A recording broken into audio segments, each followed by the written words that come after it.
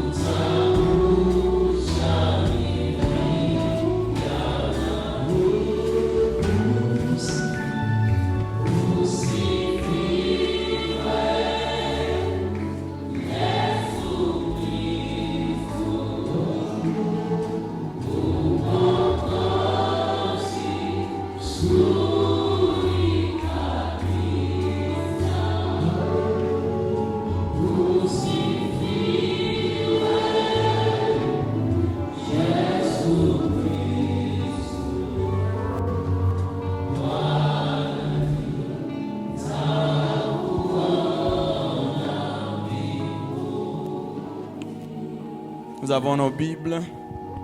Tunakuwa na Biblia zetu. Nous allons effectuer 2 lectures. Tutafanya usomi mbili. La première, nous sommes dans Colossiens 2, 14 à 15.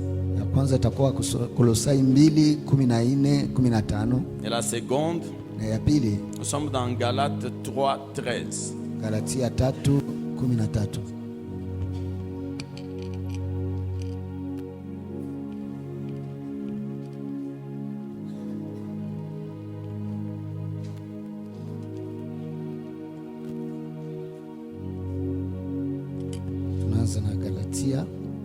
Galates chapitre 3, le verset 13, il est écrit: Christ nous a rachetés de la malédiction de la loi, étant devenu malédiction pour nous, car il est écrit: maudit est quiconque est pendu au bois. Colossiens 2.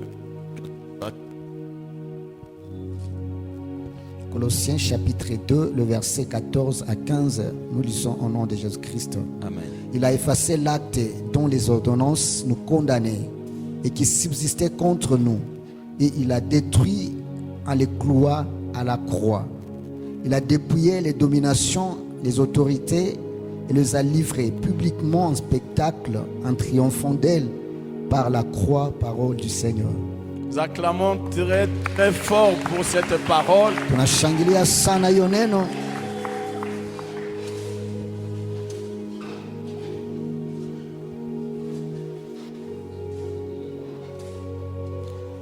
Tout en restant assis, Tukiwa je vais chini, encore nous demander d'acclamer très très fort. tutawasihi tena tushangilie tena.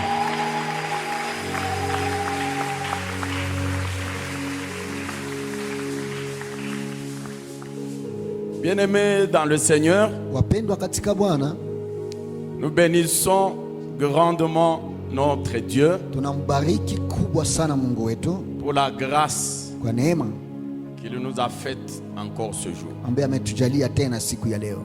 Notre Dieu, Mungu wetu il n'est pas fatigué de nous renouveler ses grâces. yeye achoki kutufanyia neema zake C'est upya pour tena. cela que chaque jour, Ndio maana kila siku il fait de sa grâce nouvelle pour toi et pour moi. anafanya neema yake iwe mpya kwa ajili yako na kwa ajili yetu. Et lorsqu'il fait les choses de cette manière, Na wakati anapofanya vitu kwa hali kama hiyo, il nous condamne à accéder aux choses nayo inatuhukumu kufikia vitu auxquelles nous n'aurions pas droit en dehors de cette grâce. ambao hatukuwa na haki kinyume ya hiyo neema. Oui, Ndio les choses auxquelles vitu ambavyo nos diplômes, hata madigrii zetu, nos connaissances hata ujuzi wetu ne nous auraient même pas fait arriver à cela. haingeweza kutufikisha kusimamisha kwa vitu. Mais la grâce de Dieu, lorsqu'elle arrive, Lakini wakati neema ya Mungu elle inafika, nous transporte inatunyangua pour nous amener na kutupeleka dans le domaine de Dieu. katika fikra ya Mungu. C'est le domaine de Dieu. Hiyo inakuwa mpango wa Mungu La mwenyewe. grâce nous amène dans le domaine de Dieu. Neema ya Mungu inatupeleka katika mpango wa Mungu, Pas dans le domaine de nos diplômes. hapana kwenye mpango ya madigrii Non zetu, plus dans le domaine de nos connaissances. wala kwenye mipango ya akili yetu, De nos frères qui sont en Europe, aux États-Unis. ya ndugu zetu wanakuwa huko Ulaya wala Non, Marekani. dans Hapana, le domaine de Dieu kwa katika lui-même. mpango wa Mungu mwenyewe. Nous allons acclamer pour la Shangilia gloire tena de Dieu. kwa ajili ya neema ya Mungu. Bien-aimés dans le Seigneur, Wapendwa katika Bwana, c'est un autre jour, inakuwa siku nyingine une autre faveur, na kibali kingine, mais aussi une autre visitation. na pia kutembelewa nyingine.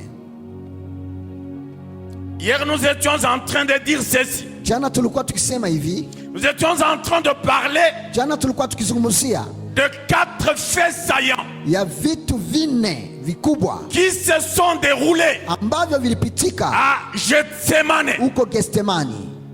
Nous avons parlé de la prière de Jésus. Tukazungumzia kuhusu maombi ya Yesu, Nous avons parlé du sommeil des disciples. tukazungumzia usingizi wa wafuasi, Nous avons parlé de l'arrestation de Jésus. tukazungumzia pia kufungwa kwa Yesu, Mais aussi, na pia quatrièmement, ya ine jambo nous avons parlé de Pierre tumezungumzia Petro qui a fait parler son épée, ambaye alifanya qui kusemesha a upanga fait wake, agir son épée. alifanya upanga wake utende. Juste lorsqu'on venait de se saisir de Jésus, Wakati tu alikuja La Bible kumshika dit, Yesu, Biblia Pierre inasema, sortit son épée. na Petro akakamata upanga Il wake coupa l'oreille na akakata sikio de Malchus. ya Malkuse. Malchus qui était Malkuse ambaye le alikuwa serviteur du mtumishi souverain wa kuhani sacrificateur. mkuu.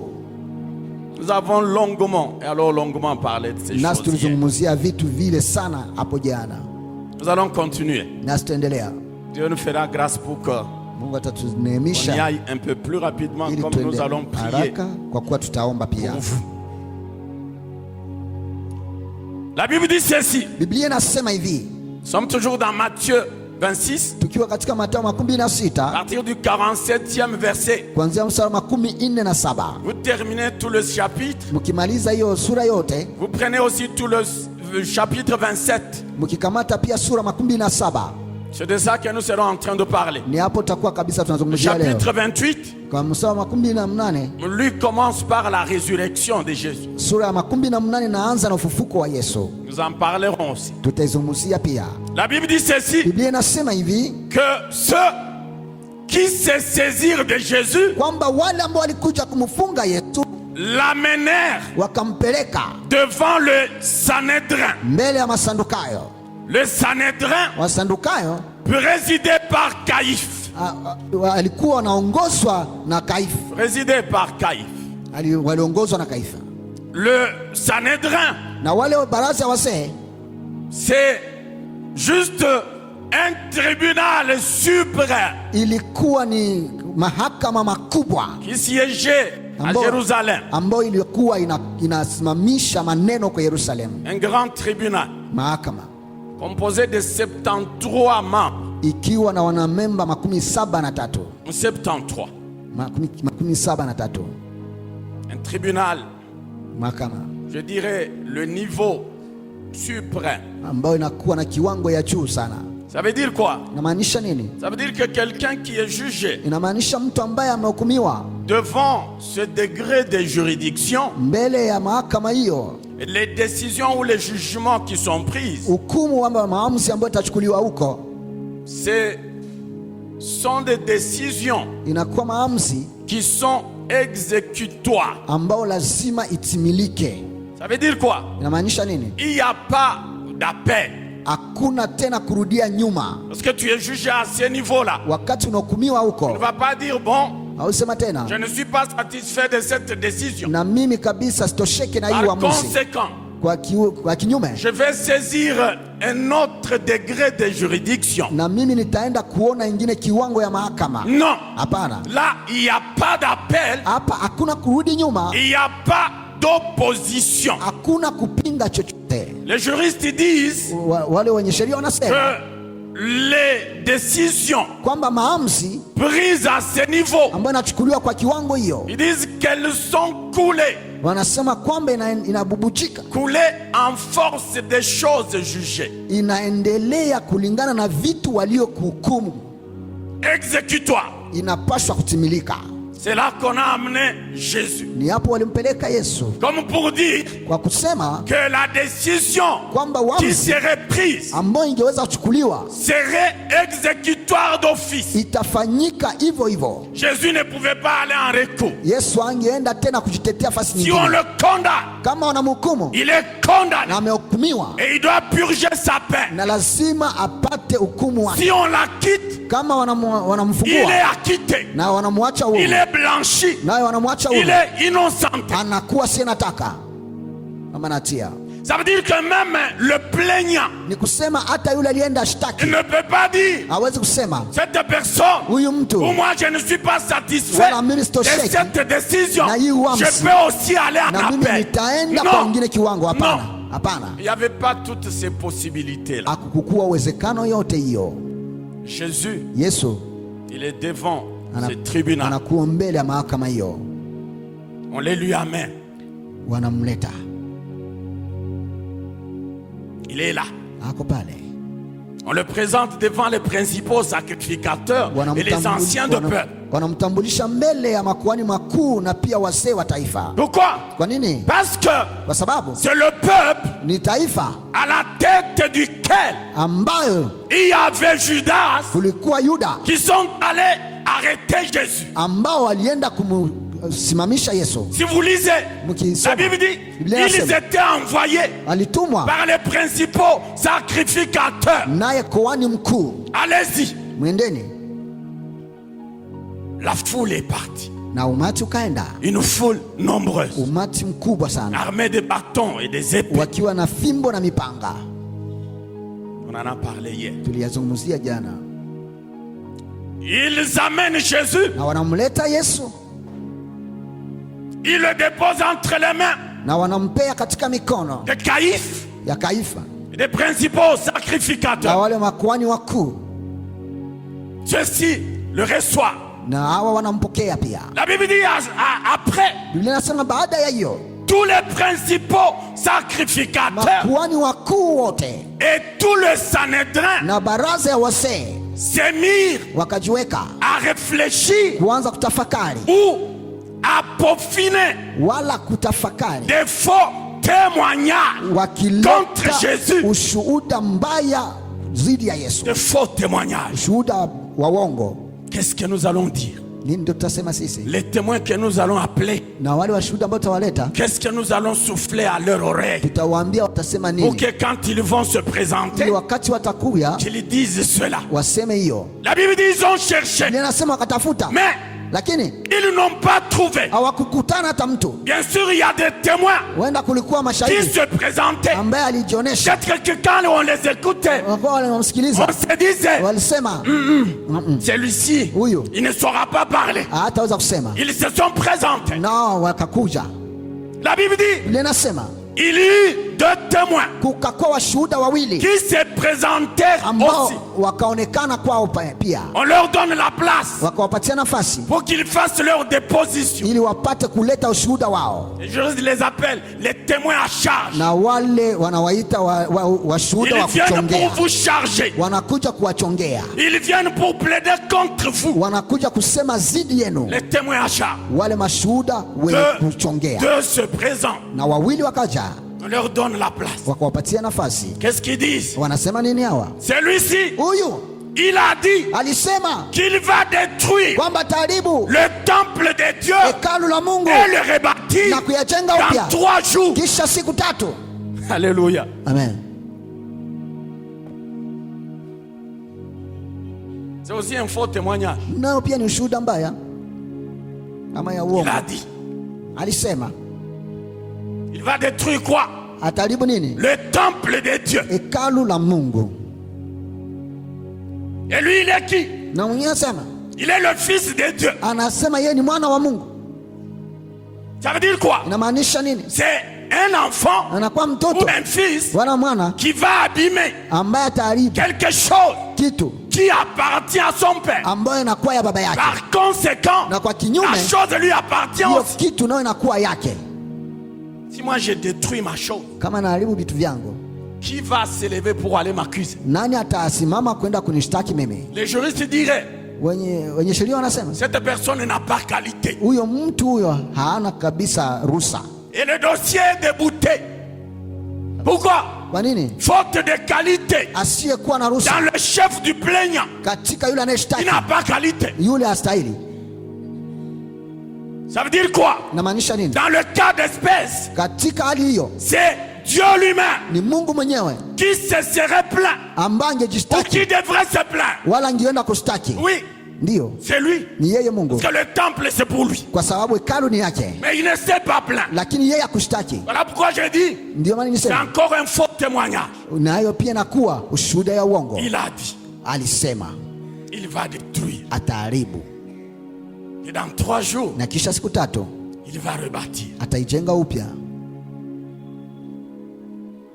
La Bible dit, Biblia inasema Kaifu le souverain kuhani sacrificateur, mkuu il demande à Jésus anamswali Yesu de répliquer apate naye par kujitetea rapport à cette déposition. kulingana na mashtaka hayo. Jésus Yesu refusa. akakataa, Il ne dit rien. hakusema chochote.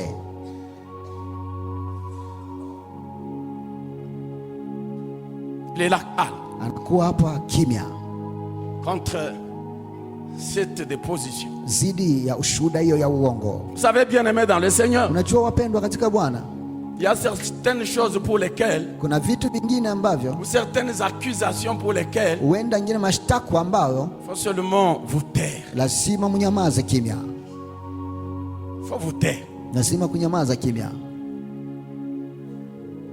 Oh, il a fait ceci. Alifanya hivi Il a dit ceci. na akasema hivi, Oh, quand nous étions ce jour-là, wakati chez tulikuwa lui, ile siku il kwake, nous avait dit ceci. akatuambia hivi, Nous avons même la na preuve. tunakuwa hata Quand na il kitambulisho parlait, ambao alikuwa il ne anasema savait pas. Hakujua J'étais en train de kwamba l'enregistrer. mimi nilikuwa La natia ndani ya preuve est chombo là. yangu ili, La preuve est là. na hapa Il vous accuse kunakuwa à vitu ya tort kuonyesha ou à raison. wanawashtaki kwa kuwa na haki wala pasipokuwa na haki. Gardez seulement silence. Bakieni kimya tu,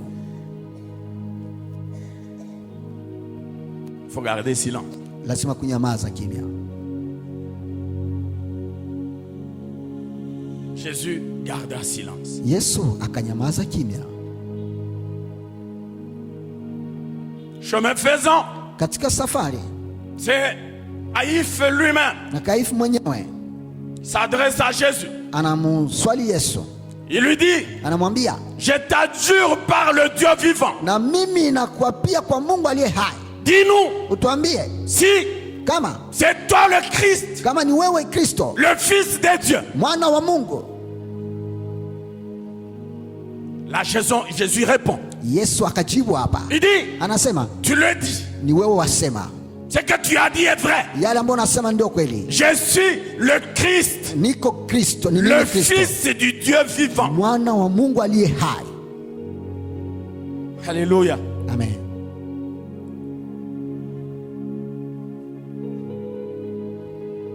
Parce que les Juifs à un certain moment, Kwa sababu Wayahudi kwa muda fulani, lorsque Jésus wakati Yesu s'attribuait cela, wakati Le alikuwa Fils de anajiita- Dieu. alikuwa anajiita mwana wa Mungu, cela ne les réjouissait pas. ila haikuwa inawafurahisha Yesu. Wayahudi. Comment celui-ci, alors que nous savons, Namna gani huyu, ingawaje tunajua? n'est-ce pas Joseph, Je, Yusufu, n'est-ce pas Marie, je, Maria, ne sont-ils pas ses géniteurs? sio wao wazazi wake? Alors comment il peut dire Namna gani sasa que naweza je suis kusema le Fils de kwamba Dieu? niko mwana wa Mungu? Ça passait très mal dans leurs oreilles. Nayo ilipita vibaya masikioni Ça mwao, passait très mal. walisikia vibaya. Que Dieu soit loué. Mungu asifiwe. Jésus Yesu donne cette réponse à Caïphe anampa Kaifu hii ujumbe ama jibu, comme pour confirmer son identité. kwa kuweza kuhakikisha anwani yake, Que ça passe dans les oreilles du sacrificateur. ipate kusikilika kwa masikio ya Que mkuhani ça mkuu, le passe encore pia ipite dans les oreilles katika des masikio principaux ya sacrificateurs, wale makuhani wakuu des anciens des peuples, na wale mazee wa des taifa scribes, des pharisiens na et waandishi de toutes ces wa personnes. Farisayo na wale watu wote. Je suis le Christ, Mimi ndiye Kristo, l'oint de Dieu. mpakali wa mafuta wa Mungu.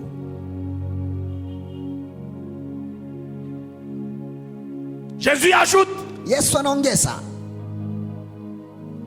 il dit, anasema, je vous le dis aussi, nawaambia pia na mie que kwamba désormais tangu sasa vous verrez mtaona le Fils de l'homme mwana wa mtu assis akiketi à la droite kwenye mkono wa de kuume la puissance de Dieu. ya uwezo wa Mungu. Vous le verrez désormais assis. Mutaiona tangu sasa akiketi.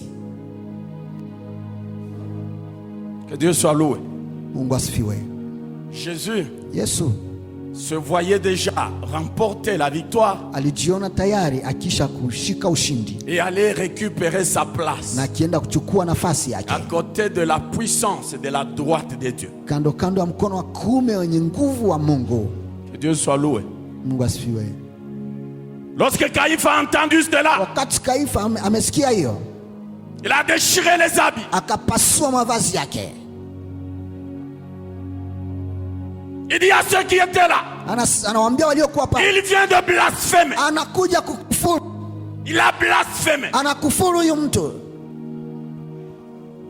Il dit, Anasema qu'avons-nous encore de témoins? nini ambao tunaweza tafuta kama Est-ce que nous ushuhuda avons tena? encore besoin de témoins? Je, tuna haja ya washuhuda tena? Ça vient de passer par les Nayo oreilles imesikilika kwa masikio de yetu tout un chacun de nous. ya kila mmoja wetu hapa. Il vient de blasphémer. Anakuya kukufuru. Alléluia. Amen. Alléluia. Amen. La Bible dit, Biblia inasema le matin, asubuhi, parce que c'était la nuit, kwa kweli kwa usiku hiyo, la nuit d'hier à aujourd'hui. usiku wa jana kukujia leo, Le matin, asubuhi les principaux sacrificateurs wakuhani wakuu et les anciens de peuple, na wazee wa mataifa ils tinrent conseil nao wakafanya kikao et décident de faire mourir Jésus. na wakaamua kumuua Yesu. Il doit mourir. Lazima afe. La Bible dit c'est pour cela Bien qu'ils sûr. le liaient. Ndio maana wakamfunga, Ils lièrent Jésus. wakamfunga Yesu. Après l'avoir lié, Kisha kumfunga ils l'amenèrent auprès de Pilate, wakampeleka mbele ya Pilato, gouverneur romain. alikuwa liwali wa Waroma.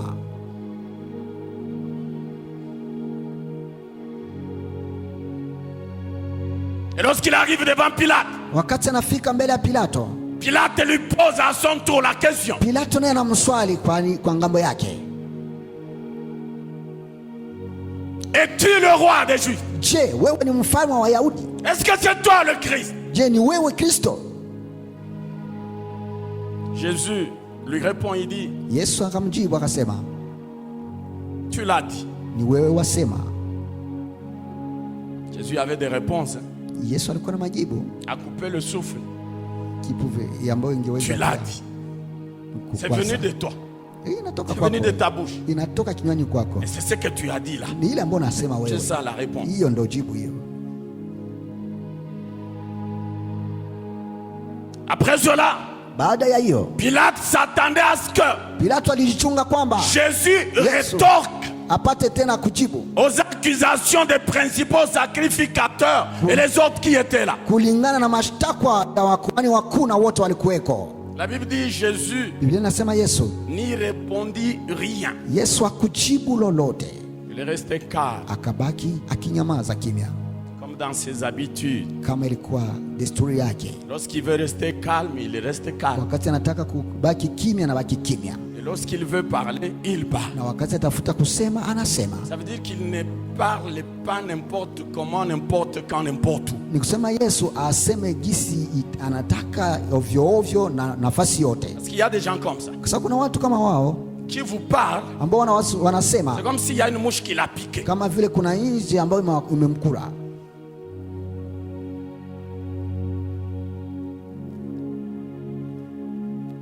Alléluia. Amen. Il semble qu'il y a une dose de mots à terminer par jour.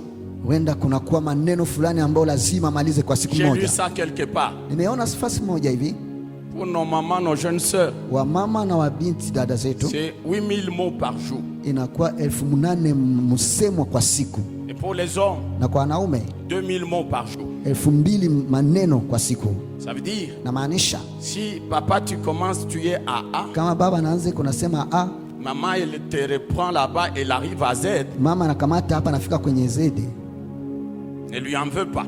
wewe usimchukie, Il doit terminer sa dose journalière. lazima amalize kipimo yake ya siku Des mots. ya maneno 8000. 8,000. Jésus, Yesu il ne répondit rien. hakujibu lolote. Pilate lui demande, Pilato anamswali tena, mais tu ne dis rien, sasa wewe useme kitu, tu ne répliques pas. wewe haujitetee. Ça veut dire quoi? Namaanisha nini? On dit celui qui ne dit mon consent. Aseme ule ambaye Ça veut aseme dire kitu le maana fait anakubali. que tu gardes silence, Kusema wakati unabaki tu es kimya, d'accord ni kusema avec unakubali le chef d'accusation hivi vitu ambavyo contre kustaki toi. wewe zidi yako wewe. Nous interprétons ton silence de cette façon. Hivi ndo tunatafsiri ya kimya yako wewe. La Bible dit, Biblia inasema devant Pilate, mbele ya Pilato, la condamnation de Jésus à mort, hukumu wa kifo ya Yesu elle est confirmée. nayo imehakikishwa kabisa, Il doit mourir. lazima afe. Que Dieu soit loué. Mungu asifiwe.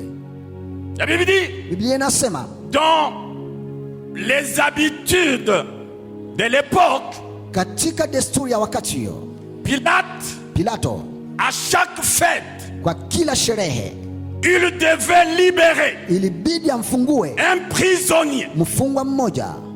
C'est pour cela Ndio maana qu'il se présente devant le peuple, akaenda mbele ya mataifa qui était si nombreux. ambao ilikuwa wengi kabisa. Il dit, Anauliza, nous avons emprisonné un brigand, sasa hapa tumemfunga mjambazi, un criminel, muuaji, un bandit de grand chemin. yeye muuaji kabisa mkubwa, Son nom c'est Barabbas. jina yake ni Barabasi. Maintenant, Na sasa qui voulez-vous nani mnataka que je puisse relâcher? nipate kumfungua? Qui voulez-vous Nani mnataka que je puisse relaxer? nipate kumfungua? Est-ce Barabbas? Je, Baraba Est-ce Jésus, wala Yesu, le roi des Juifs? mfalme wa Wayahudi? Le peuple, Taifa à l'unanimité, kwa umoja, relâchez Barabbas, ufungue Baraba crucifiez na umtundike Jésus. Yesu.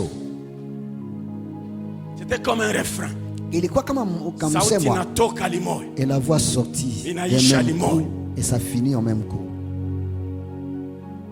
Et la Bible dit, Na Biblia ce sont inasema les principaux sacrificateurs ni wakuhani wakuu qui sont allés persuader la foule. ambao walienda Pour kushawishi que lorsque umati, le gouverneur va poser la ili question, wakati liwali ataswali comme un seul homme, wawe kama mtu mmoja, qu'ils disent, waseme Barabbas, Baraba nous l'aimons. tunampenda, Lui qui nous a tués, yeye ambaye alituua, lui qui nous a volés, yeye ambaye alituiba, lui qui a violé nos sœurs, wale walibaka wadada nos zetu femmes, na nous bibi l'aimons. zetu, tunampenda Nous sisi, voulons que ça soit lui tunataka qui yeye soit relâché. awe huru, Mais ce Christ lakini ici, huyu Kristo non huyu qu'il soit hapana crucifié, atundikwe qu'il meure. au afe. Alléluia. Amen. C'est ce peuple-là Niyo taifa hiyo que Jésus ne faisait que prendre en charge. ambayo Yesu alikuwa anashughulikia. Jésus Yesu les nourrissait. alikuwa anawalisha. Jésus avait compassion d'eux. Yesu alikuwa anaonea huruma. Jésus les guérissait. Yesu aliwaponya, Il guérissait leurs malades. aliponya wagonjwa wao, Il ressuscitait même leurs morts. alifufua hata wafu wao. Mais ce jour-là, Lakini siku hiyo ils ont jeté tout cela yote wakasahau, derrière. nyuma Il doit mourir. lazima afe.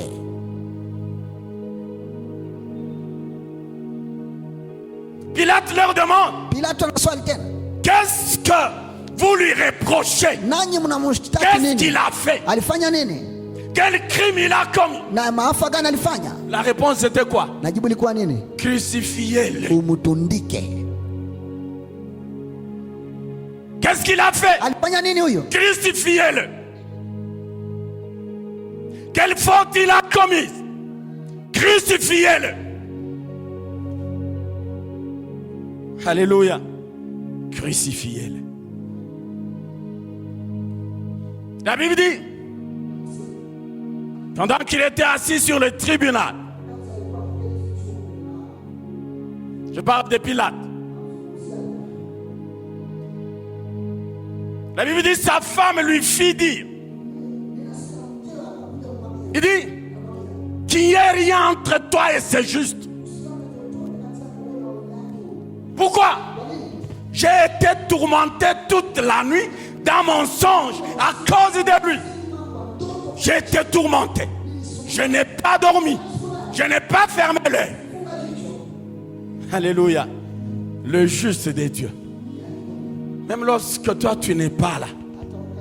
Même lorsque toi tu es endormi. Il y a quelqu'un qui plaide ta cause. Il y a quelqu'un qui plaide ta cause. Là où tu n'es pas. Tu n'y es pas. Le véritable avocat. C'est celui devant lequel, lorsqu'on amena une femme surprise en flagrant délit d'adultère, oui, la loi de Moïse nous demande de lapider une telle personne et de la tuer. Jésus est là. Il regarde, il écrit par terre avec son doigt. Et lorsqu'il relève la tête, il regarde tous ces gens-là. Chacun avait une pierre prêt pour lapider la femme. Jésus les regarde, il leur dit que celui qui n'a jamais commis le péché soit le premier à jeter la pierre sur cette femme. Le véritable avocat.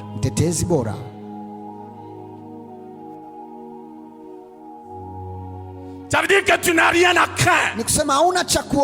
Tu as quelqu'un qu'on appelle, que moi j'appelle le défenseur des causes justes.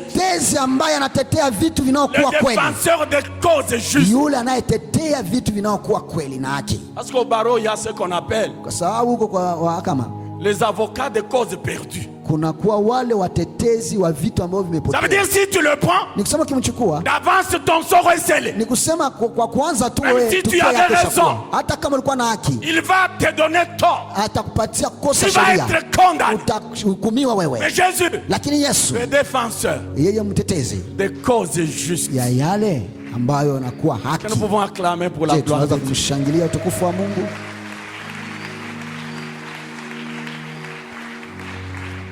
La femme à Pilate ne te cherche pas de problème pour rien. Cet homme est juste. Il n'y a aucun mal en lui, aucun péché. C'est un homme. Il est préhensible. Il est droit. Il est intègre. Dans sa marche, dans sa bouche, il n'y a jamais eu de mensonge. Il est droit. S'il te dit A, c'est A. S'il te dit B, c'est B. Si il te dit X exposant 2, c'est X exposant 2. Que Dieu soit loué. Un homme juste. Un homme de bien. La Bible dit, le tumulte ne faisait que croître. Et Pilate dit, je ne voudrais pas que ce sang innocent. Je ne voudrais pas en être victime. Je suis innocent de cet homme, de son sang. Il prit de l'eau. Il se lava les mains. Comme pour dire, Oyo bokosala italibino. Ça ne m'engage en rien.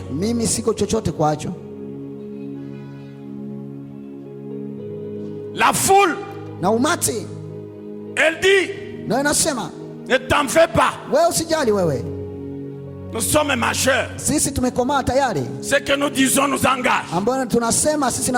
Il dit, le sang de cet homme, comme toi tu viens de le renier, comme toi tu viens de te retirer, nous nous disons ceci, que son sang retombe sur nous et sur nos enfants. Quelle déclaration! Le sang de Jésus, damu ya Yesu, le sang de Dieu, damu ya Mungu, le sang d'un innocent, damu ya mtu asiye na hatia. qu'il Wanasema retombe sur nous ianguke juu ainsi yetu que sur nos na enfants. juu ya watoto wetu. Nous nous assumons. Sisi Nous tunakamata sommes uamuzi. responsables. Sisi tuko Est-ce que nous waamuzi. disons? Tuna ile tunasema. C'est pour cela que si vous suivez l'histoire des Juifs partout où ils sont, Ndio maana mkifuata historia ya Wayahudi mahali pote à travers walipo le monde, katika ulimwengu wote, sont persécutés. nao wanateswa. Pourquoi? Kwa nini? Eux-mêmes l'avaient déclaré. Wao wenyewe walikiri, Ils l'avaient prédit nao walitangaza kabla yafikia que son sang kwamba damu yake sur nous. juu yetu.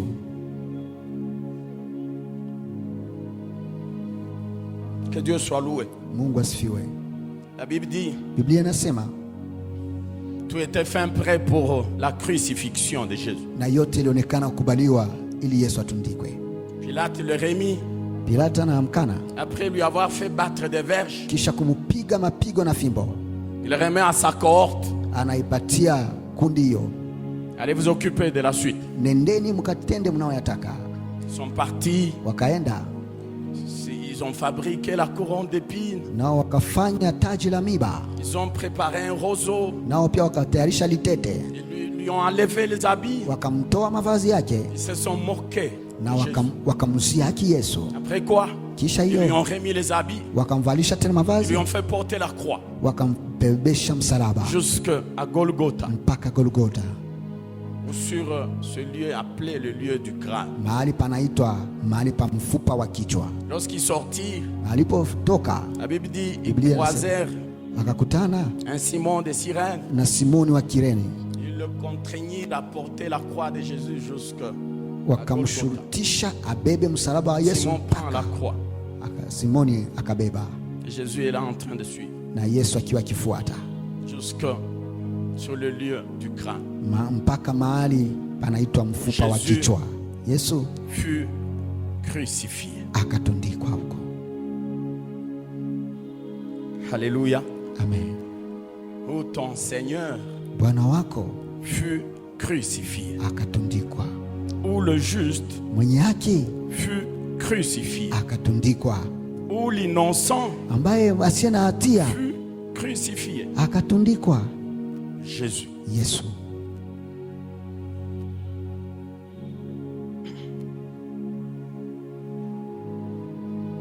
Jésus. La Bible dit, Biblia inasema déjà sur la croix, akiwa kwenye msalaba tayari, pendant qu'il était déjà crucifié, wakati alikuwa kisha kutundikwa huko, la Bible dit, il y a certains événements. Biblia inasema kuna matokeo fulani, Certains événements na matokeo fulani qui se produisent ambayo ilipitikana huko.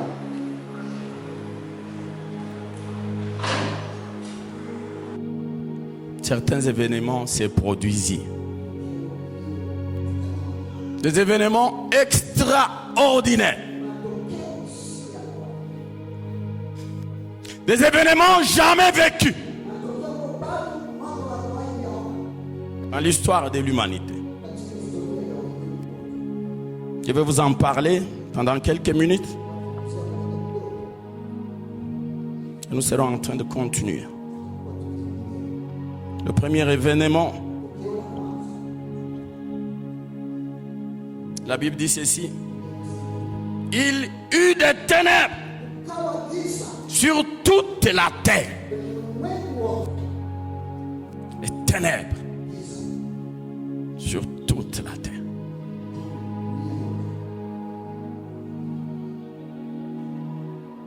Ce n'était pas de l'éclipse solaire. L'éclipse solaire, c'est pour quelques minutes. La Bible dit les ténèbres pendant 3 heures. De la 6e à la 9e heure. Ou de 12 heures. De 12 heures à 15 heures. C'était en pleine journée. Les ténèbres.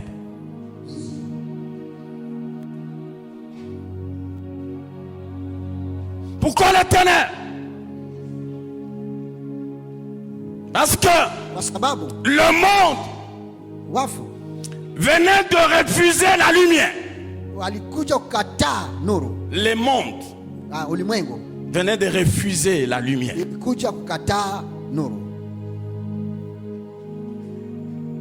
Le monde venait de crucifier la lumière. Les ténèbres sur toute l'étendue de la terre.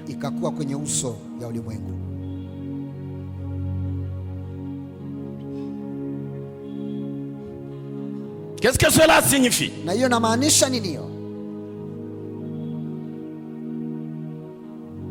J'ai écrit ceci. Ce phénomène revêt une signification à la fois historique, théologique, mais aussi prophétique.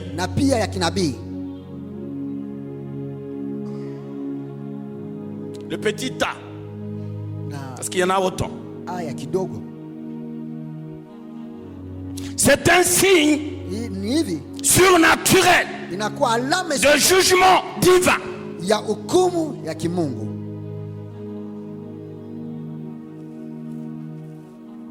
Un signe surnaturel. Jugement divin.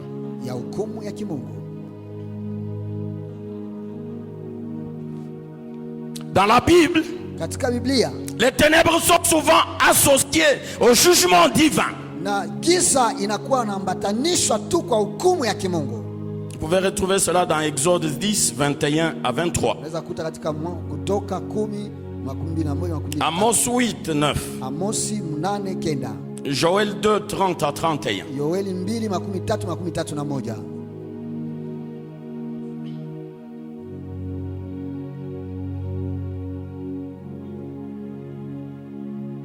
Les 3 heures d'obscurité symbolisent le châtiment divin. Le jugement divin tombant sur Jésus qui porte le péché du monde.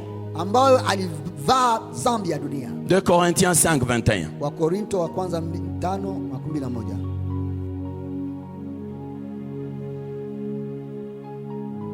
Ça veut dire quoi? Ce jugement devait tomber sur tout pécheur. Le jugement divin. L'autre fois, je vous ai parlé du jugement dernier, jugement des nations. Ça veut dire quoi? C'est sur toi et sur moi que devrait tomber ces jugements. Jugement divin. Qu'est-ce que tu as fait pendant ton pèlerinage sur la terre? Qu'est-ce que tu as fait? Combien de gens tu as tués? Combien tu as injurié? Combien de colportages tu as fait? Combien? Le jugement divin. Il y en aura. J'ai dit l'autre fois, le Seigneur va te sortir tous tes films. Va les faire passer au devant de toi comme en un clin d'œil. J'ai dit, alors si tu es fort, amène l'épreuve contraire pour dire à Dieu non, tu t'étais trompé. Ce visage, ce n'est pas moi, c'est quelqu'un seulement qui me ressemblait. Non, apporte l'épreuve contraire. Si tu es un homme, jugement divin. Parce que Jésus a pris notre place. Jésus a pris nos péchés. Ce jugement divin est tombé. Non sur toi, non sur moi, mais sur lui. Pourquoi? Parce qu'en ayant pris tes péchés, il t'a blanchi. Il t'a innocenté. Et par conséquent, c'est lui sur qui devrait tomber ce jugement divin.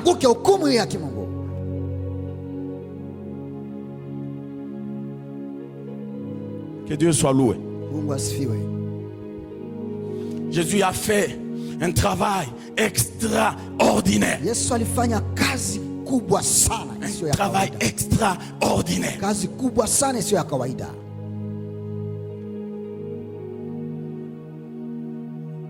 Quelqu'un qui n'a ni connu ni commis le péché. Mtu ambaye hakujua wala kutenda dhambi. Au nom de l'amour pour l'humanité. Kwa jina ya upendo kwa ajili ya wanadamu. Il accepte qu'il soit même appelé péché. Yeye aitwe hata. En lui est plat de celui qui a péché. Kwa nafasi ya mtu ambaye aliyefanya hiyo dhambi. C'est seulement Jésus qui pouvait faire ça. Kwa sababu ni Yesu tu ndo angeweza kufanya hivyo. Même ton père. Hata baba yako. Celui qui t'a mis au monde. Ambaye alikuzaa. Celui qui te chérit. Ambaye anakupenda sana. Même ta mère. Hata mama yako. Ne pouvait nullement faire ça. Angeweza hata kufanya hivyo. Il pouvait te dire. Angekwambia. Kila mtu abebe mzigo yake. Chacun porte son fardeau. Il pouvait te dire, c'est l'âme qui pêche qui va mourir. Moi je n'ai pas péché. Il est assez majeur, il est assez mature.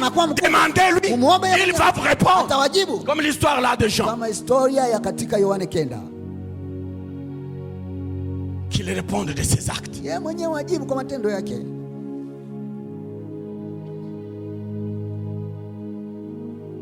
C'est aussi un rappel de la prophétie d'Amos. Amos 9, 8, verset 9. Il dit ceci. En ces jours-là, dit le Seigneur, je ferai coucher le soleil à midi. Et j'obscurcirai la terre en plein jour. Amos l'a dit autant d'années auparavant. Je ferai coucher le soleil en plein midi. En plein midi. Je vous ai dit la fois passée que c'est Jésus l'accomplissement de toutes les prophéties. Tout ce que les prophètes ont dit, tout ce que la loi de Moïse a dit, tout ce qui est écrit dans les psaumes, c'était sur Jésus que cela devait avoir l'accomplissement. Acclamons pour la gloire de Dieu.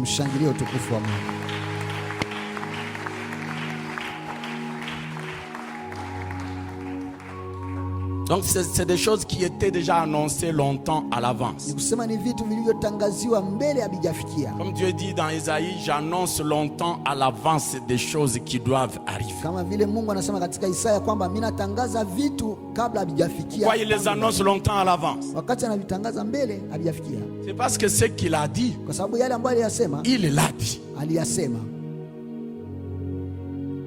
Comme nous allons le voir, ce qui est écrit est écrit. Jésus est crucifié avec une mention de sa condamnation. Celui-ci est le roi des Juifs. Comme l'homme de Dieu Daniel nous avait dit, c'est inscrit dans 3 langues. Mais moi je vous le dis en latin parce que j'ai fait le latin. C'était écrit Jesus Nazaretinus Rex Iudarum. Jésus de Nazareth, roi des Juifs. Il vient, non, enlève ça, efface. Parce que c'est lui-même qui disait qu'il était le roi des Juifs. Nous, on n'avait jamais dit que c'était lui le roi. Ça venait de sa bouche. Pilate leur dit, ce que j'ai écrit, je l'ai écrit.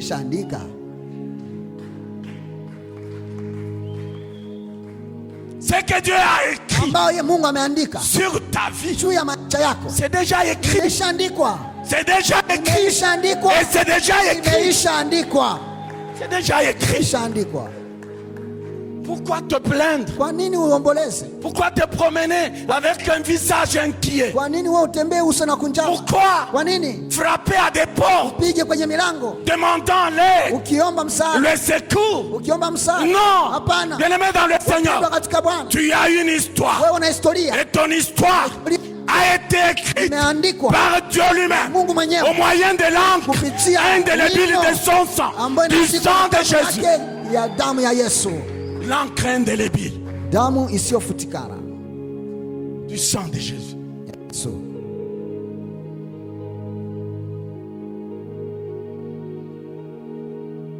Alléluia. Amen. Marche Comme quelqu'un qui est rassuré. Kama mtu ambaye amehakikishwa. Comme quelqu'un qui a toutes les assurances possibles. Kama mtu anahakikisha yote. Toutes les garanties possibles. Mtu anahakikisha yote. Même lorsque ça ne va pas. Hata kama viendeki. La situation autour de toi. Kando kando ya. Dans le pays. Ndani ya mchi. Dans la province. Katika mchi. Elle prête à confusion. Toi, tiens-toi à ce que Dieu a déjà écrit sur ta vie. Parce que c'est écrit. C'est déjà écrit. Déjà écrit. Ce n'est pas la situation qui va changer ou qui va pousser Dieu à effacer. Non. Ce qui est écrit est déjà écrit.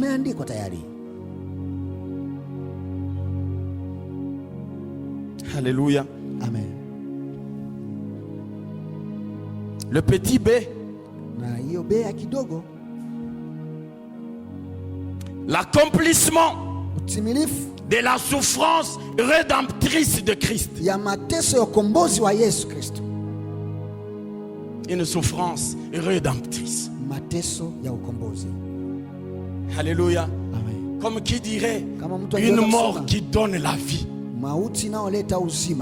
Quelqu'un meurt pour que moi j'aie la vie. Quelqu'un meurt pour que toi tu aies la vie. Donc une mort qui te donne la vie. La souffrance rédemptrice de Christ.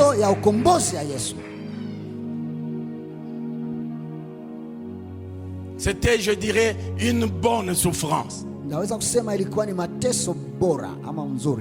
Une bonne souffrance. Pour toi et pour moi.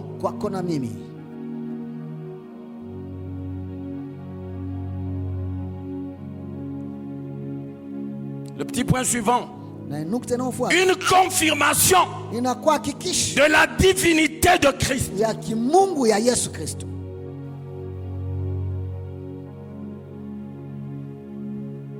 J'ai écrit ceci. Un obscurcissement prolongé du soleil en plein jour ne peut être phénomène naturel. Cela montre l'intervention directe de Dieu, attestant que Jésus n'est pas un simple homme, mais le Messie promis. Acclamons pour la gloire de Dieu.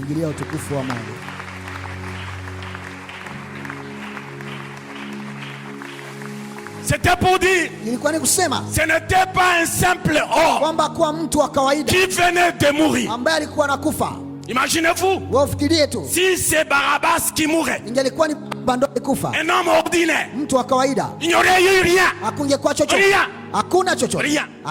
Pourquoi? Un homme ordinaire. Mais ici, même la création réagisse vis-à-vis de la mort du Dieu vivant. La réaction de la création. Quelque part, on va aussi voir. On dit, il y a eu tremblement de terre. Et les rochers s'est fendu. Alléluia. Amen. La création réagit. C'est lorsque le centenier romain a vu ça. C'est lui qui gardait Jésus à la croix. C'est lorsqu'il a vu ça avec les gens qui étaient avec lui qu'il a dit, assurément cet homme était le fils de Dieu. Alléluia. Amen. Assurément. Ce n'était pas un homme qui venait de mourir. Un Dieu. Les rochers se fendit.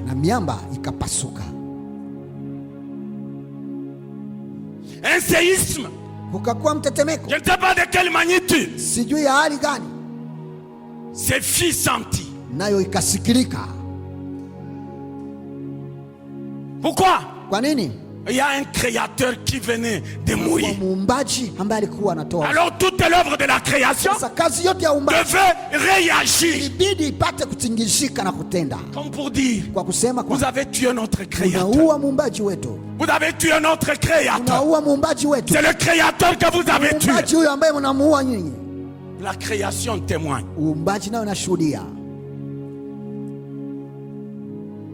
Alléluia. Amen. Alléluia. Amen.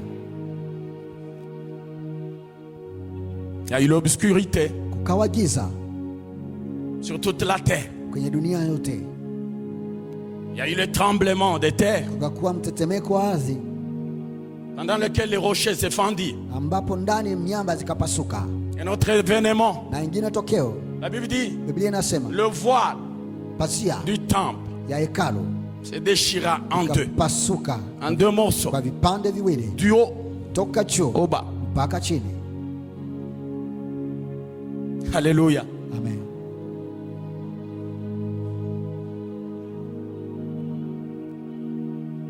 Le voile. Lorsque vous lisez la description de ce voile, avait la hauteur de 18 mètres. Jusqu'au-delà de cette toiture. Et son épaisseur était de 12 cm. Na unene wayo ilikuwa ya 12 cm. 12 cm. 12 cm. Les élèves, lorsque vous leur achetez la latte elle a combien de centimètres? 30. Donc vous faites moins 16. C'était cela l'épaisseur du voile. Ça veut dire rien ne pouvait le déchirer. Rien. Rien. L'épaisseur, je crois que c'était comme ça. Rien. Mais la mort de Jésus. Alléluia. Amen. Le voile.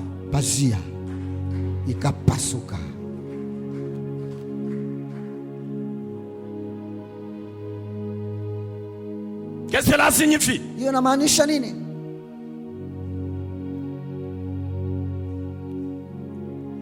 Cela signifie ceci. Que Jésus, par sa mort, venait de mettre un terme aux intermédiaires dans le sacerdoce. Les intermédiaires sacerdotaux. Ça veut dire, si moi je veux parler à Dieu, je vais aller voir Mzee François. Mzee François, est-ce que tu peux parler? La mort de Jésus a mis un terme à cette représentation sacerdotale. Apocalypse 5:9. Il le confirme. Il dit, tu as été immolé.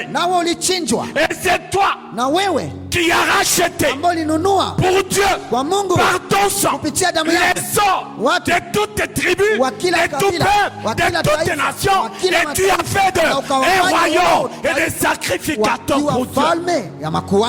Alléluia. Amen. Par son sang, il t'a racheté.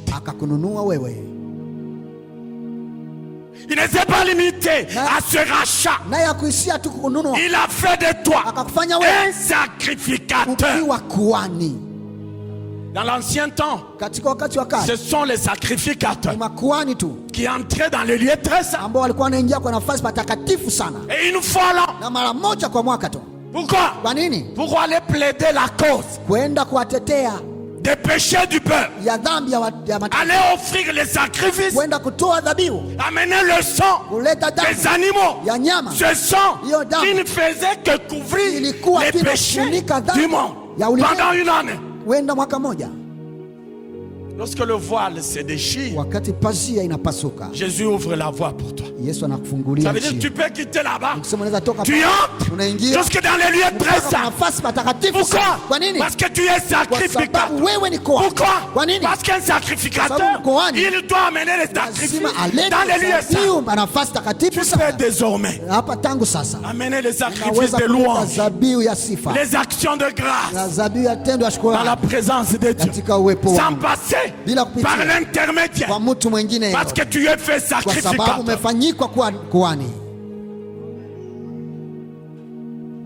Tu es fait sacrificateur.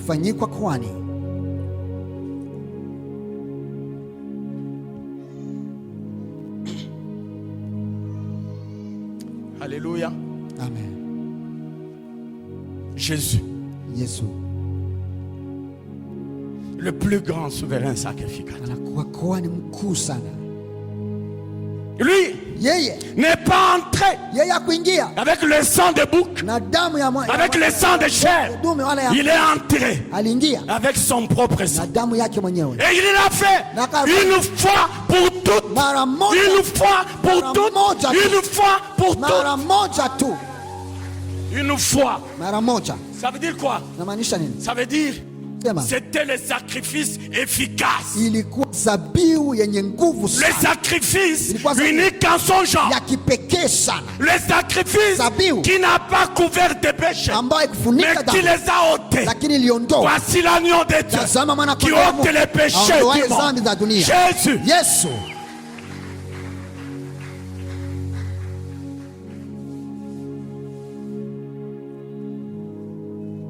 Que Dieu soit loué. Jésus, l'exemple d'un amour parfait.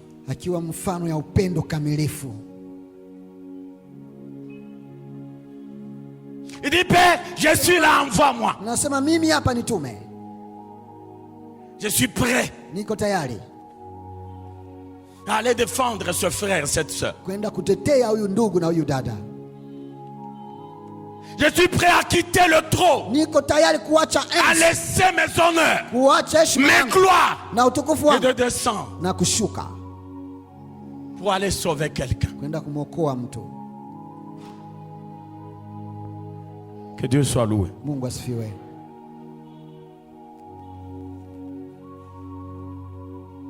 Ces événements spéciaux ont eu lieu pendant la crucifixion de Jésus. Et à la 9e heure, Jésus, avant de rendre l'âme, il lança un cri. Eli, Eli, Heli, Heli, lama sabachthani. Lama sabachthani.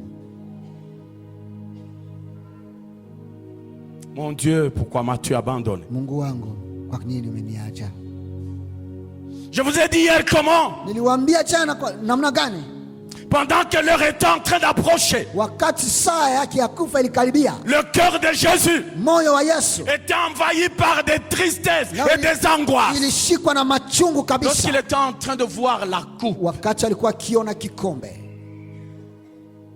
une coupe amère, kikombe kichungu. Mais quand il prie, il dit à son Dieu, non, que ça soit seulement ta volonté. Je sais que ta volonté, c'est pour sauver l'humanité. Que ta volonté alors se fasse. Volonté de Dieu.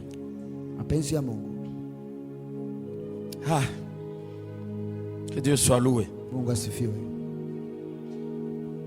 Colossiens.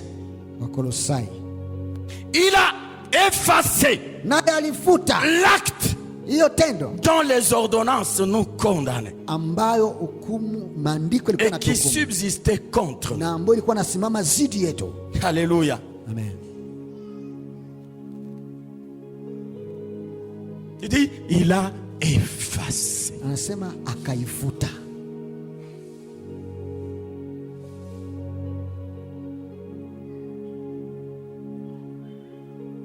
Il a effacé. Alifuta. Ça veut Ça veut dire aujourd'hui, tu peux te prévaloir d'un casier judiciaire qui est tout blanc. Tout blanc. Pourquoi? Jésus a effacé toutes les condamnations qui y étaient. Donc, alléluia. Amen. Ton casier judiciaire était plein de condamnations. Tu étais condamné pour le meurtre. Tu étais condamné pour le vol, pour ceci ou pour cela. Il y avait autant de chefs de condamnation sur ton casier judiciaire. Vous savez, lorsque quelqu'un est condamné comme ça, les politiciens disent il y a certaines fonctions pour lesquelles il devient inéligible.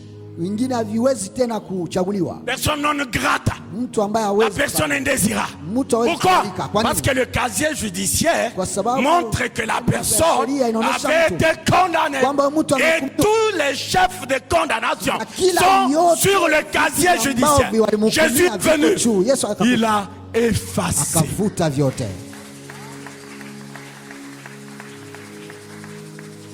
Il a effacé.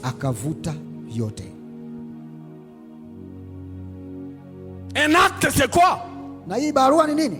C'est un écrit avec effet de droit. Un écrit qui produit les effets de droit. C'est aussi un recueil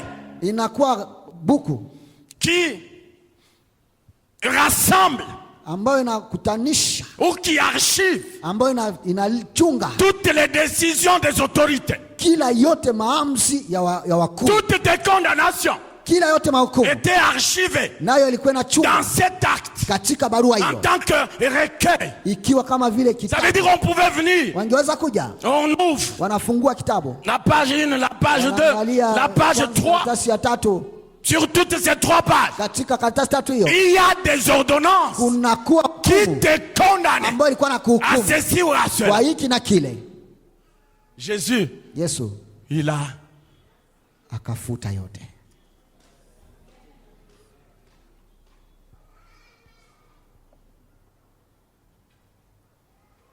C'est comme un enseignant qui vient là le matin. Aujourd'hui, nous allons étudier la géographie. Il donne son résumé, il écrit. À un certain moment, on veut sonner la fin de son heure. Il prend le frottoir, il efface tout. Ça veut dire quoi? Quiconque viendrait après, qu'est-ce qu'il va voir? Il n'y a rien. Sur le tableau, il n'y a rien. Pourquoi?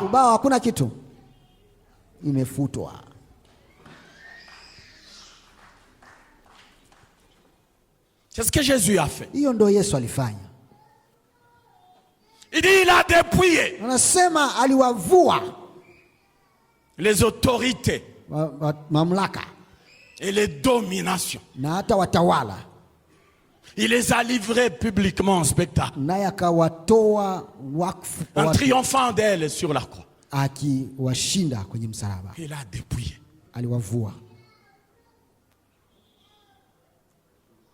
Dépouiller, ça veut dire quoi? Ça veut dire déposséder quelqu'un. Ça veut dire démunir quelqu'un.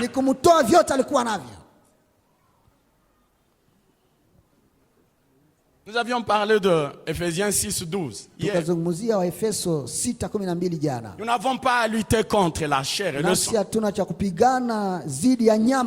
Mais nous luttons contre les dominations, contre les autorités. Alléluia. Amen. Ça veut dire tu luttes avec un adversaire qui est déjà dépouillé, qui est déjà dépossédé, qui n'a plus aucune force, il n'a plus de force. Pourquoi? Jésus l'a dépouillé. Alléluia. Amen. Voilà ton adversaire. Alléluia. Amen. Il a été dépossédé. Il n'a aucune force. Il ne peut tenir au-devant de toi. Pourquoi? Jésus l'a dépouillé. Et c'était comment? Publiquement. Un spectacle. Ce n'était pas en cachette. Non. C'était publiquement. Ça veut dire tous tes ennemis qui pouvaient se retrouver là-bas.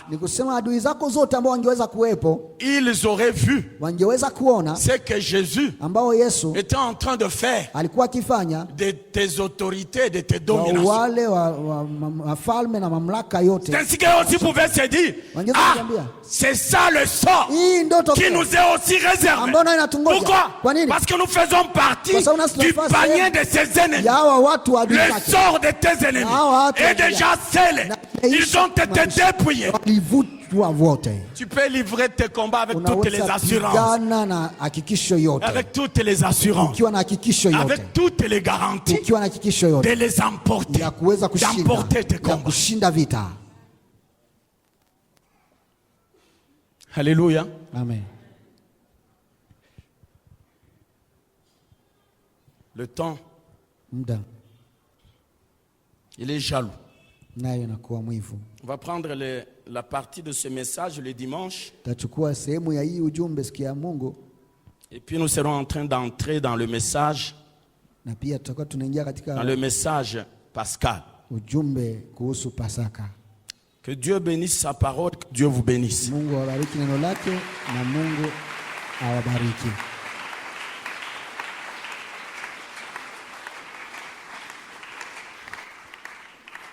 Bien-aimés dans le Seigneur, nous allons prier.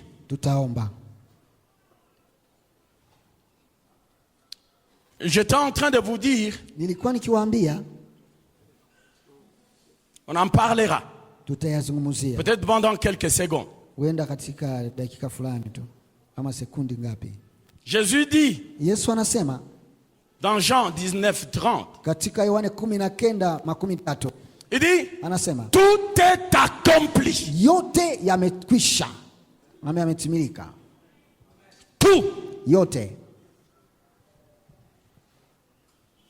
Ça veut dire le prix pour ton rachat. Il a été intégralement payé.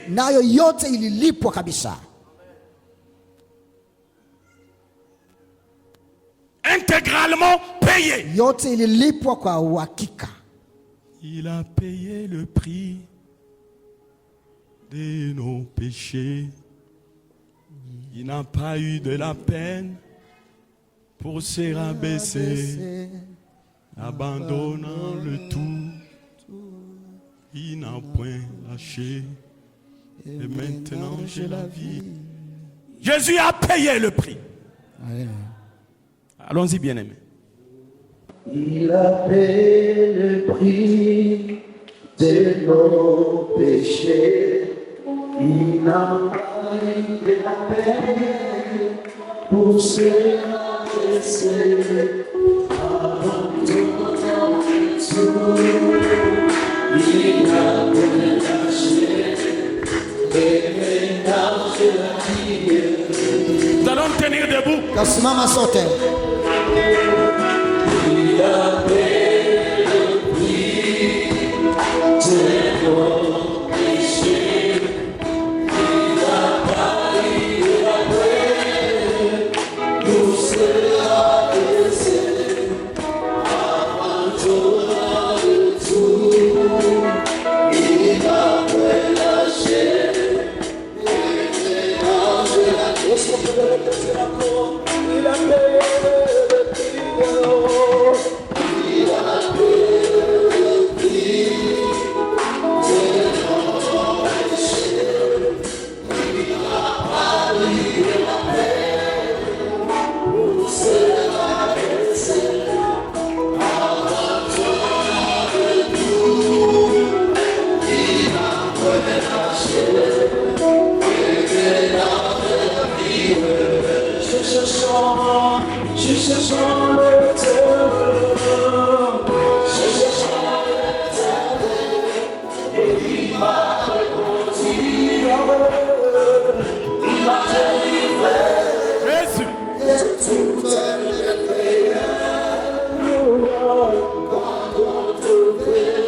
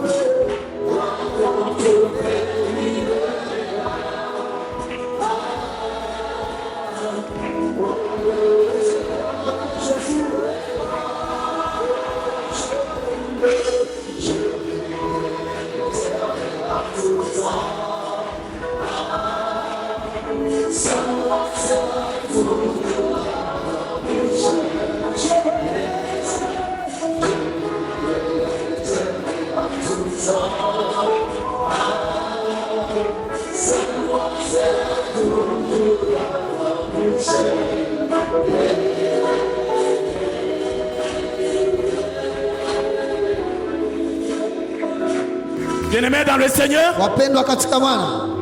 je voudrais que quelqu'un dise ce soir que ma vie, c'est Jésus-Christ. Que quelqu'un dise ce soir, ma santé, c'est Jésus-Christ. Que quelqu'un dise ce soir, mes enfants, ma progéniture, c'est Jésus-Christ. Que quelqu'un dise, ma prospérité, c'est Jésus-Christ. Élève ta voix, prie le Seigneur. Sema Baba, yote ninao ni wewe Yesu. Afya yangu ni wewe Yesu. Kufaulu kwangu ni wewe Yesu. Watoto wangu ni wewe Yesu. Mume wangu ni wewe Yesu. Mke wangu ni wewe Yesu. Amekamilisha yote. Yesu ametimiza yote. Haleluya. Haleluya. Jésus. Oh, haleluya. Yesu ametimiza yote kwa ajili yetu. Oh, haleluya. Yesu ndiye prie, bien-aimé dans le Seigneur. Omba ndugu katika prie. Omba. Prie. Omba. Prie. Omba. Et alors prie. Omba tena.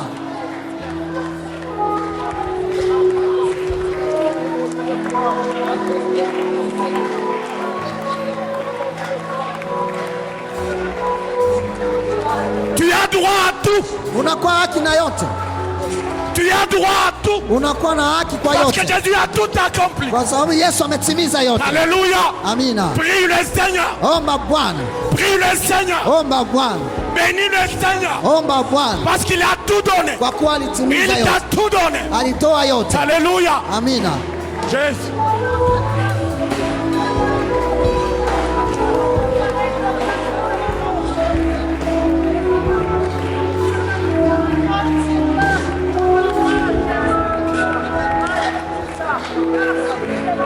Oh, haleluya. Yesu. Bénis l'œuvre de la croix. Bariki kazi ya msalaba. Bénis le Seigneur. Bariki Pour Bwana. l'œuvre de la croix. Kwa kazi ya msalaba. Bénis-le. Mbariki. Bénis-le. Bariki Bwana. Bénis-le. Bariki Bwana. Bénis-le. Bariki Bwana. Pour l'œuvre de la Kwa croix. kazi ya msalaba. Alléluia. Haleluya. Yesu. Oh, haleluya. Tunakushukuru Baba sababu ulifanya kazi kubwa. Yesu. Baba, asante ulitutoa utumwani. Yesu. Na hata miandiko ilikuwa na tuhukumu uliyavuta Baba. Ukapasua mipaka yote ambayo ilikuwa juu yetu Baba. Tunaweza kuingia kwenye baraka zetu sababu wewe ulipasua mipaka. Ulivunja mipaka ya sheria. Tunakushukuru Baba. Tunakushukuru Baba. Mwana wa Mungu aliye Yesu sababu uko mwema kwetu. Asante kwa kazi ya msalaba ambayo ilitutoa utumwani wa dhambi. Asante Baba sababu wewe ulitusomea makosa na dhambi zetu Baba, na tunaonekana tena kuwa wenye hai wazima tena. Bwana usifiwe. Yesu Masia. Yesu usifiwe. Yesu Masia. Alléluia. Jésus.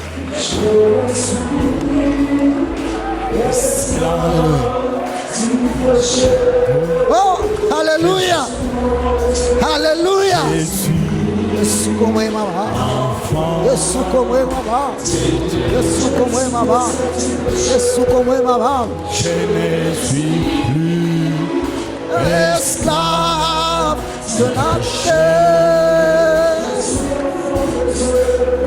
Je suis enfant de Dieu. Je ne suis plus esclave de la peur. Je suis enfant de Dieu.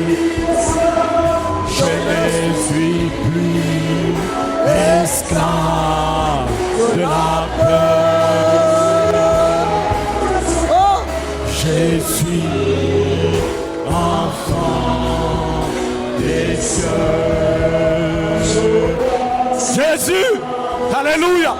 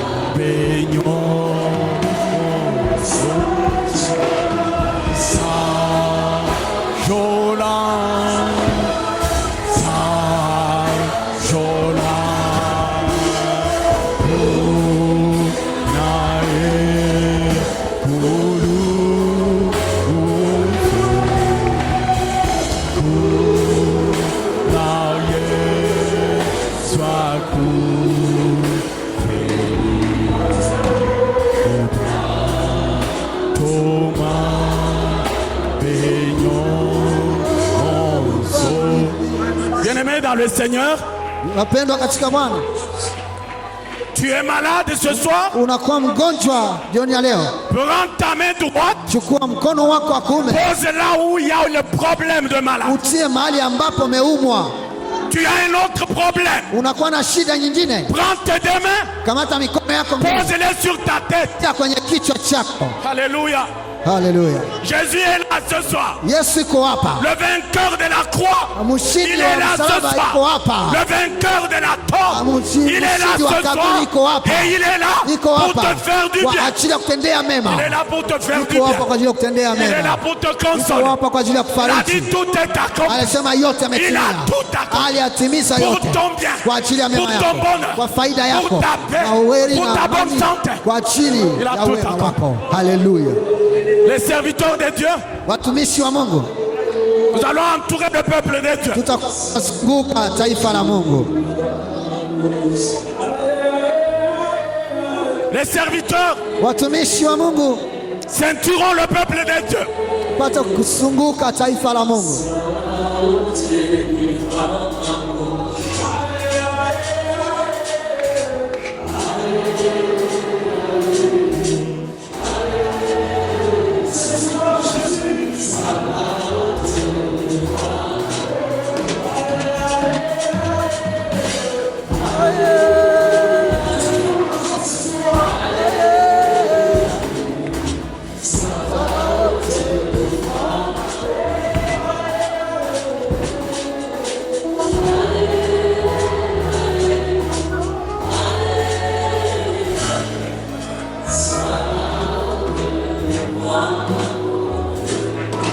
Nous allons prier.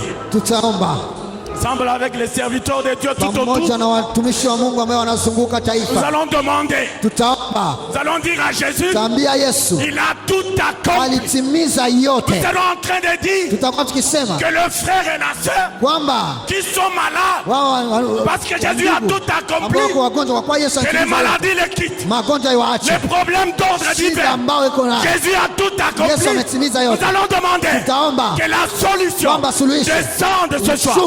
Élève nos voix. Prions le Seigneur. Prions le Seigneur. Naenda kuombea wagonjwa wa dada na wakaka, wa baba na wa mama.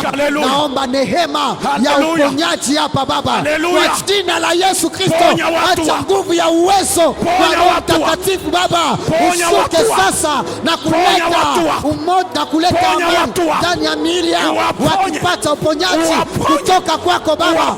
Uponyaji wako, mkono wako uanze kuwagusa, mkono wako uanze kuwagusa, mkono wako yanze kuwagusa, mkono wako yanze kuwagusa Baba. Leta suluhisho kwa kila shida ambao watoto wako walikuwa nayo, maana neno lako linasema ya kwamba tukuye na mizigo mizito, na wewe Baba utaleta suluhisho. Leta suluhisho Baba, leta suluhisho Baba, kwa kutoka hapa watoke hapa wanakuwa na suluhisho kwa kila shida, maana wewe Mungu yuko hapa, maana wewe Baba yuko hapa. Yesu Masia, acha ushuke Baba, ukitenda Yesu shuke, Yesu fungua, Yesu gusa, Yesu leta amani, Yesu leta suluhisho, Yesu leta suluhisho, Yesu leta suluhisho Baba.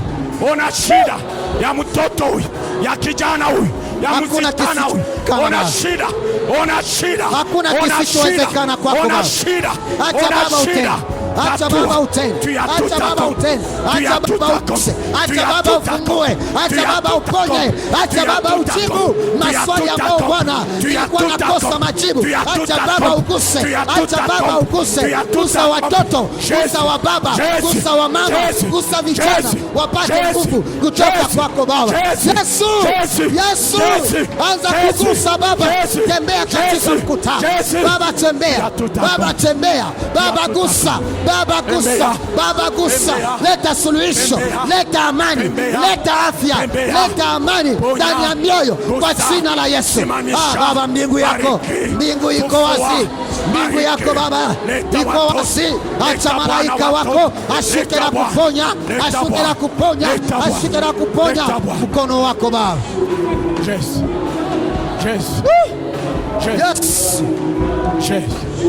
Hallelujah. Yes. Oh, hallelujah. Bien-aimés dans le Seigneur, wapendwa katika Bwana, j'étais en train de dire nilikuwa nasema que Jésus a tout accompli. kwamba Yesu alitimiza yote. Il n'a pas accompli pour lui. Hakuacha kwa kutimiza kwa ajili yako. Il a accompli pour toi. Alitimiza kwa ajili yako. C'est pour toi qu'il a accompli. Kwa ajili yako alitimiza. C'est pour toi qu'il a accompli. Kwa ajili yako alitimiza. C'est pour toi qu'il a accompli. Kwa ajili yako alitimiza. Pour ta paix. Kwa ajili ya amani yako. Pour ta joie. Kwa ajili ya furaha yako. Pour ton bien-être. Kwa kweli wako. Pour ta tranquillité. Kwa ajili ya pour ta prospérité. Jésus a tout accompli. Yesu ametimiza. Il a tout accompli. Alitimiza yote. Il a tout accompli. Ametimiza yote. Il a tout accompli. Ametimiza yote. Il a tout accompli. Ametimiza yote. Il a tout accompli. Il a tout accompli. Ametimiza yote. Hallelujah. Hallelujah. Hallelujah. Allons garder silence. Nyamaza kimya. Je voudrais que même au travers de ton silence, ningetaka hata kimya kwako, que l'Éternel soit en train de recevoir ton expression. Akuwe anasikia usemi wako. Ton expression la plus profonde. Usemi wako wa ndani. L'expression la plus intime. Usemi wako wa ndani. Pendant que tu gardes silence. Wakati wewe unabaki kimya. Les instruments aussi. Na hata vyombo pia. On s'éteint pendant inaweza kunyamaza kwa muda fulani. Sois en train de réaliser ce que Jésus a fait.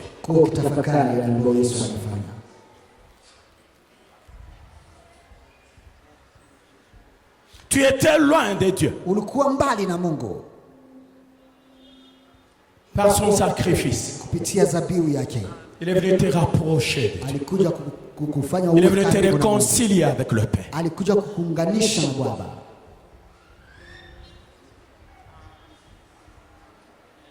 Aujourd'hui, lorsque le Père te regarde, il te regarde au travers de ce sacrifice de Jésus.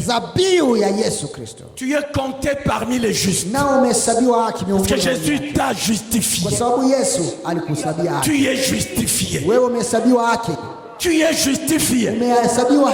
Romains 8, 33, 34. Il dit, qui accusera les élus de Dieu? Parce que c'est Dieu qui justifie. Qui les condamnera? Parce que Christ est mort. Et bien plus, il est ressuscité. Qui condamnera? Le juste de Dieu. Tu es justifié. Tu es justifié. Tu es justifié.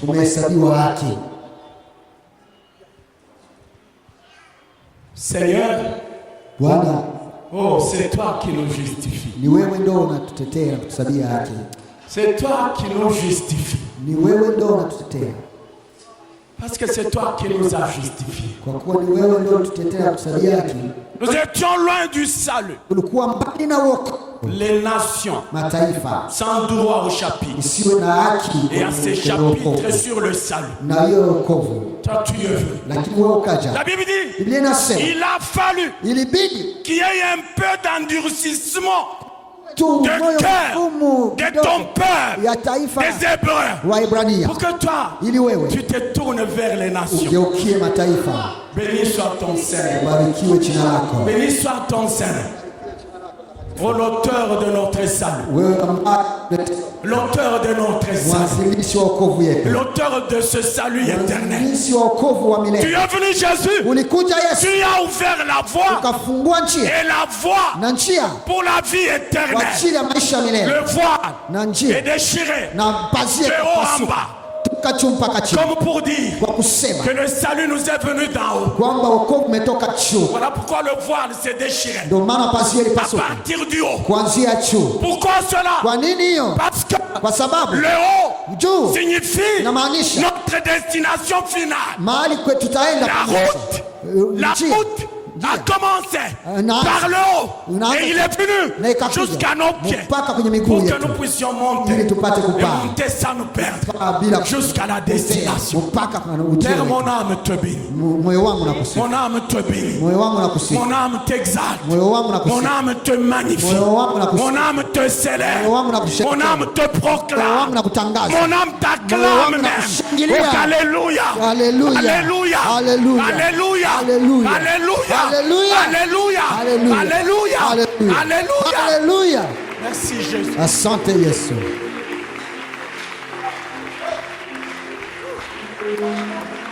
Merci Seigneur. Asante Bwana. Merci Seigneur. Asante Bwana. Merci Seigneur. Asante Bwana.